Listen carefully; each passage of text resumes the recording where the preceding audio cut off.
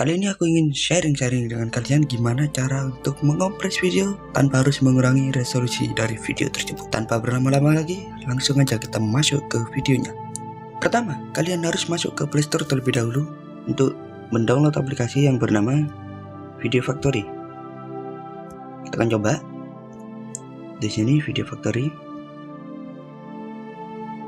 Nah, tampilannya akan seperti ini jika kalian sudah menemukan aplikasinya, karena aplikasi ini cukup kecil dan sangat berguna untuk kalian yang ingin mengirimkan video terlalu besar ke WhatsApp, email, atau aplikasi yang sejenis lainnya. Kita akan langsung buka aja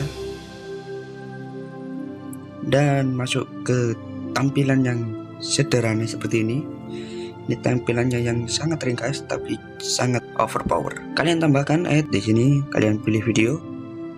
Lalu kalian cari video yang ingin kalian kompres. Di sini aku akan mencoba untuk mengompres video random dari galeri yang ukurannya hampir 100 MB.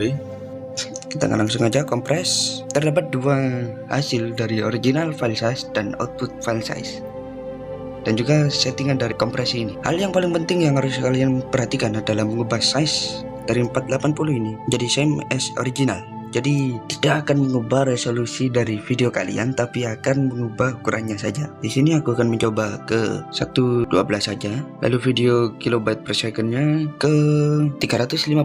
Jadi setelah itu kalian tekan tombol centang merah di sini dan prosesnya akan berlangsung secara otomatis.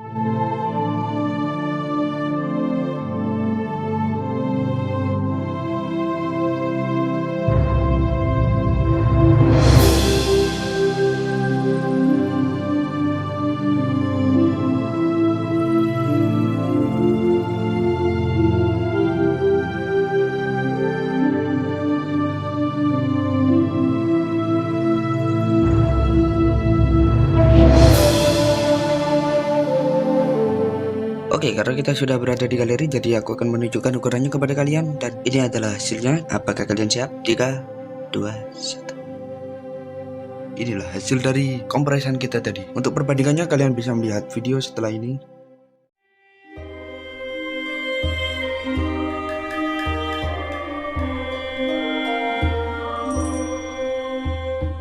Terima kasih yang telah menonton video ini. Jangan lupa tinggalkan like jika kalian suka dengan video seperti ini ke depannya. Dan sampai jumpa di video sebelumnya.